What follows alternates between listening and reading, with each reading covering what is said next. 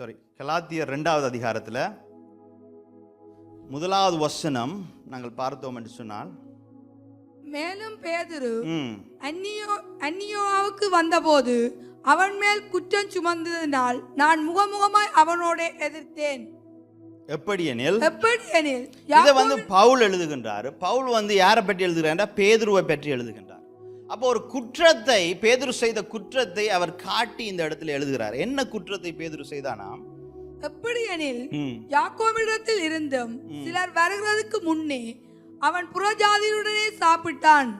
அவர்கள் வந்தபோதே விருத்த சேதனம் உள்ளவர்களுக்கு பயந்து விலகி பிரிந்தான். பாருங்க, பேதுரு புறஜாதியார்களோடு சாப்பிட்டு கொண்டிருக்கலாம். இப்போ நாங்கள் சிலரோடு சாப்பிட்டு கொண்டிருக்கிறோம். சில பேர் சில பேர் அவர்களுக்கு விருப்பம் இல்லாதவர்கள் அந்த இடத்துல வரும்பொழுது நாங்கள் என்ன பார்க்குறோம்? இவர்களுக்கும் ஆகாது, அப்போ இவர்களுக்கு பக்கத்தில் நான் நிற்கணும்னு சொல்லி அவர்களுடைய டேபிளில் விட்டு நாங்கள் எழுந்து போவோம் இல்லையா? அதே தான் இங்கே என்னது பேதுரு செய்கின்றான். அங்கே பேதுரு வேதம் என்ன சொல்லுகிறதுண்டா, விருத்த சேதனம் உள்ளவர்களுக்கு என்னவாம் பயந்து. அந்த இடத்துல பேதுரு உண்மை சத்தியம் தெரியாமல் அவன் விலகி எழுந்து போகவில்லை.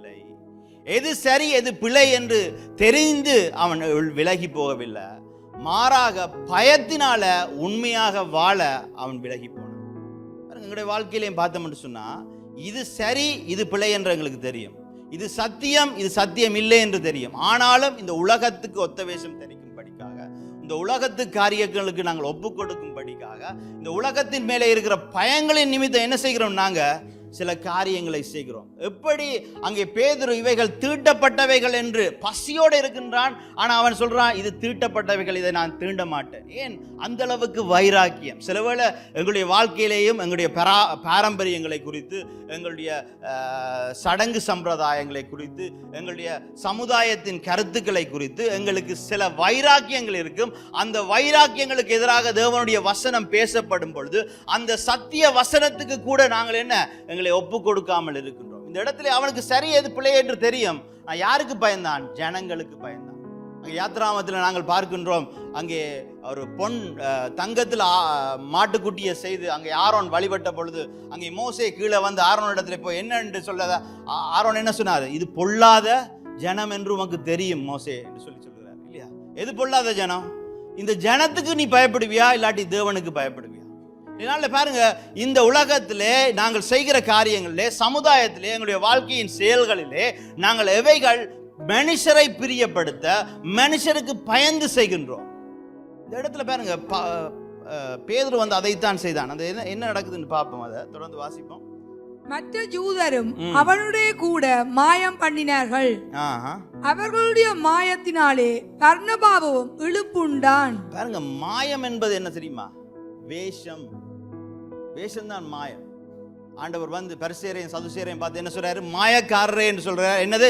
வேஷம் தரித்தவர்கள், கல்லறைக்கு வெள்ளை அடித்து திரிபவர்கள், வேஷம் தரித்தவர்கள். அப்ப இவர்கள் என்ன செய்கிறார்கள்? மாயம் காட்டினார்களாம். இவர்களோடு யாரு? பர்னபா கூட இழுப்புண்டான் என்று சொன்னா அவனும் கூட இன்ஃப்ளூயன்ஸ் ஆயிட்டான். பாருங்க, நாங்கள் தேவனுடைய சத்தியத்துக்கு பக்கத்துல நிக்காம மனுஷரை பிரியப்படுத்துவதற்கோ மனுஷருக்கு பயந்த ஒரு காரியத்தில் நிற்கும் பொழுது நாங்கள் என்ன செய்கிறோம்? நாங்கள் மட்டும் விழுந்து போகிறதில்ல, எங்களோடு சேர்ந்து அநேகரை இழுப்புண்டு கொண்டு நாங்கள் செல்கிறவர்களாக இருக்கிறோம். இந்த இடத்துல அதை பேதுருவுக்கு யார் சொன்னார்? அந்த இடத்துல பவுல் சொன்னான். பாருங்க, சில வேளையில ஆண்டவர் எங்களுக்கு நேராக சொல்ல மாட்டார். சில வேளை மனுஷரை கொண்டு ஆண்டவர் சொல்லுவார். தாவீது பிழை விட்டு இருந்த பொழுது ஆண்டவர், வேதம் சொல்லுகிறது, ஆண்டவர் நாத்தானை அனுப்பினார் என்று வேதம் சொல்லுது.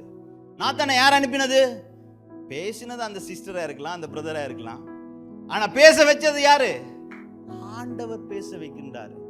பாருங்க, அப்ப ஆண்டவர் எதற்காக பேச வைக்கின்றாரு? எங்களுடைய சிந்தையை புதுப்பிக்க வேண்டும். நாங்கள் தொடர்ந்தும் ஆண்டவருடைய கரத்திலே வணையப்படுகின்ற பாத்திரமாக இருக்க வேண்டும். நான் தேறிவிட்டேன் என்று நாங்கள் நினைச்சோம் என்று சொன்னா, அந்த தேறிவிட்டேன் என்ற நினைவுதான் எங்களுடைய முடிவாக இருக்கும். ஆனால் நான் தேவனுடைய கரத்திலே இருக்கின்றேன், தேவனுடைய கைகளினால், தேவன் என்னுடைய கைகளை பழக்கி வைத்துக் கொண்டிருக்கிறார் என்ற எண்ணம் எங்களுக்கு இருக்கும் பொழுது எங்களுடைய முடிவு தேவன் எங்களுக்கு வைத்த இலக்காக இருக்கும். பாருங்க, அதைத்தான் இந்த இடத்திலே நாங்கள் பார்க்கின்றோம். பாருங்க, இதெல்லாவற்றையும் நாங்கள் பார்த்தோம்னு சொன்னா, தேவன் பேதுரு உண்மையாகவே ஆண்டவருக்காக தன்னை ஒப்பு கொடுத்தவன். அவனுக்குள்ள பிழை இருக்குதாண்டா, பிழை இருக்குது. பேதுரு வந்து ஒரு சாதாரண மனிதன், எங்களைப் போலவே ஒரு சாதாரண மனிதன். மற்ற ஜனங்களை பார்க்கும் பொழுது அவன் பயப்பட்டான். மற்ற ஜனங்களை அவன் பிரியப்படுத்த பார்த்திருக்கிறான். அவன் மறுதளித்ததுக்கு காரணம் கூட அவனுக்குள்ள இருந்த அச்சம். அவன் தோற்று போனவன், அவனுடைய வாழ்க்கையில் அவன் தோல்விகளை சந்தித்தவன், எங்களை போலவே தான் இல்லையா? பேதுரு வந்து இன்றைய நாளில் நாங்கள் பார்க்கிறோம், பேதுரு வந்து ஒரு மிகப்பெரிய தேவ மனிதன். பேதுரு வந்து இறுதியாக எப்படி இறந்தான் சொன்னா, இரத்த சாட்சியாக ஆண்டவருக்கு இறந்தான். பயந்த பேதுரு, அங்கே அச்சப்பட்ட பேதுரு, மற்றவர்களை பிரியப்படுத்த வேண்டும் என்று நினைத்த பேதுரு, தவறான பாரம்பரியங்களை, தவறான காரியங்களை தன்னுடைய பிடிவாதமாய் கொண்ட பேதுரு வந்து கடைசியாக ஆண்டவருக்கு என்று, ஆண்டவருடைய நாமத்தின் மகிமைக்கு என்று அவன் ஆண்டவருக்காக இரத்த சாட்சியாய் மரித்து போனான். ஒரு சாதாரண பேதுருவை ஆண்டவர் வந்து கடைசியாக முடிக்கும் பொழுது ஒரு வெண்கல வில்லை வளைக்கின்ற பேதுருவாக மாற்றியிருந்தார். அதுக்கு காரணம் வந்து பேதுருடைய இருதயம். பேதுரு வந்து வாஞ்சிக்கின்ற அந்த இருதயம், தேவனையே வாஞ்சிக்கின்ற இருதயம், தேவனையேக்காக ஏதாவது ஒரு காரியத்தை செய்ய வேண்டும் என்கின்ற இருதயம். அதான் அந்த அவனுடைய யோவான் 21வது அதிகாரத்தில் 18வது வசனத்தை நாங்கள் வாசிச்சோம் என்று சொன்னால் வேதம் சொல்லுகிறது, நீ முதிர் வயதுள்ளவனாகும் போது உன் கைகளை நீட்டுவாய், வேறொருவன் உன் அறையை கட்டி உனக்கு இஷ்டமில்லாத இடத்துக்கு உன்னை கொண்டு போவான் என்று மெய்யாகவே மெய்யாகவே உனக்கு சொல்லுகிறேன் என்று சொல்லி ஆண்டவர் ஏற்கனவே பேதுருக்கு சொல்லியிருந்தார். அதுக்கு அர்த்தம் என்ன? நீ இரத்த சாட்சியாய் சாவாய், உன்னுடைய கைகள் இழுக்கப்படும், நீ விருப்பமில்லாத இடத்துல உன்னை கொண்டு போவார்கள் என்று. ஆனால் அது வந்து ஆண்டவருக்கு மகிமையாய் நடந்ததை தான் நாங்கள் இங்கே இந்த இடத்துல நாங்கள் பார்க்கிறோம். பாருங்க, யார் இந்த பேதுரு? ஒரு சாதாரண மனிதன், சகல அச்சங்களும் சகல பயங்களும், மனிதர்களை பிரியப்படுத்த வேண்டும் என்கின்ற எண்ணம் கொண்ட பேதுரு. ஆனால் அவனுடைய இருதயம் மட்டும் ஆண்டவருக்கு என்று கொழுந்து விட்டு எரிகின்ற இருதயமாக இருக்கின்றது இல்லையா? எல்லாருமே சத்தம் போடாமல் இருந்தாங்க. நீங்க ஜனங்கள் எல்லாரும் என்ன யார் என்று நினைக்கிறாங்க?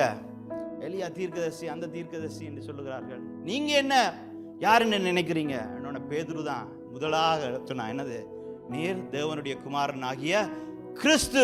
யாரு முதலாவது வாயத்திலிருந்து சொன்னது? பேதுரு. ஏனென்றால் அவனுடைய இருதயம் அப்படிப்பட்ட இருதயம், ஆண்டவருக்காக ஏதாவது செய்ய வேண்டும் என்ற இருதயம். அலை அடிக்குது, அலை கொந்தளிக்குது, படகுல இருந்த சீசர்கள் எல்லாம் பயந்து போய் படகை பிடிச்சு கொண்டிருக்கிறாங்க. அழிந்து போறோம் என்று சொல்லி ஆண்டவர் தண்ணீர்ல நடந்து வர்றாரு. பேதுரு என்ன சொல்றான்? ஆண்டவரே, அது நீரே என்றால் நீர் கட்டளையிடும், நான் நடந்து வாரேன் ஆண்டவரே. மற்ற எல்லாருமே அங்க பிடிச்சு பயத்துல இருக்கிறாங்க. யாரு முதல் நடந்து போனது? பேதுரு தான் முதல் நடந்து போனான்.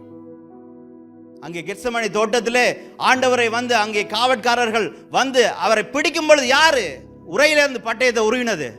பேதுரு தான் உருவினான் முதலாவதாக. 3 தரம் மறுதளித்த பொழுது யார் மனம் கசந்து அழுதது? பேதுரு தான் அழுதான், மனம் கசந்து அழுதான். அங்கே பரிசுத்த ஆவியானவராலே நிரப்பப்படும் பொழுது, மேலறையிலே அவர்கள் நிரப்பப்படும் பொழுது யார் முதலாவது எழுந்து நின்று ஆண்டவரை கொடுத்து பிரசங்கம் பண்ணினது? பேதுரு. பேதுரு ஒரு சாதாரண மனிதன், பயந்த மனுஷன். அவனுக்குள்ளே பாரம்பரியங்கள் இருந்தது, ட்ரெடிஷன் இருந்தது, எல்லாவற்றையும் வைத்திருந்தான். அவன் தோற்று போற மனிதன், ஏமாற்றப்பட்ட மனிதன். ஆனாலும் அவனுக்குள்ளே இருந்த ஒரு வாஞ்சை, தேவனுக்காக ஏதாவது செய்வேன் என்கின்ற வாஞ்சை. அந்த ஆலயத்தில் யார் முதலாவதா போய் என்கிட்ட பொண்ணும் இல்லை வெள்ளியும் இல்லை எழுந்து நடந்து சொன்னது? பேதுரு. யாருடைய நிழல் பட்டு வியாதியஸ்தர்கள் சொஸ்தமானார்கள்? பேதுரு. ஏன்? பேதுருடைய இருதயம் ஆண்டவருக்காக ஏதாவது செய்ய வேண்டும் என்கின்ற இருதயமாக இருந்தது. இதனாலும் ஆண்டவர் எங்களுடைய வல்லமைகளை பார்க்கவில்லை, எங்களுடைய திறமைகளை பார்க்கவில்லை, எங்களுடைய தாளந்துகளை பார்க்கவில்லை. ஆண்டவர் எங்களுடைய இருதயத்தை பார்க்கின்றாரு. ஆண்டவரே, நான் உமக்காக செய்கிறேன் என்று சொல்லுகிற இருதயத்தை பார்க்கின்றாரு. எந்த இருதயம் ஆண்டவருக்காக வாஞ்சித்து கொண்டிருக்கிறதோ, எந்த இருதயம் ஆண்டவருக்கு ஏதாவது ஒரு காரியத்தை செய்ய வேண்டும் என்று துடித்து கொண்டிருக்கிறதோ, எந்த இருதயம் மனம் திரும்பி ஆண்டவருடைய கரத்திலே ஆண்டவரே நீர் என்ன சொன்னாலும் நான் கேட்பேன் என்று ஒப்பு கொடுக்க தயாராக இருக்கிறதோ, அந்த இருதயத்தை, அந்த நபரை ஆண்டவர் எடுத்து பயன்படுத்துகிற தேவனாயிருப்பார். இந்த நாளிலும் இந்த இடத்திலேயும் நான் அநேக பேதுருக்களை பார்க்கின்றேன். ஆமாம், என்னையும் சேர்த்துத்தான்.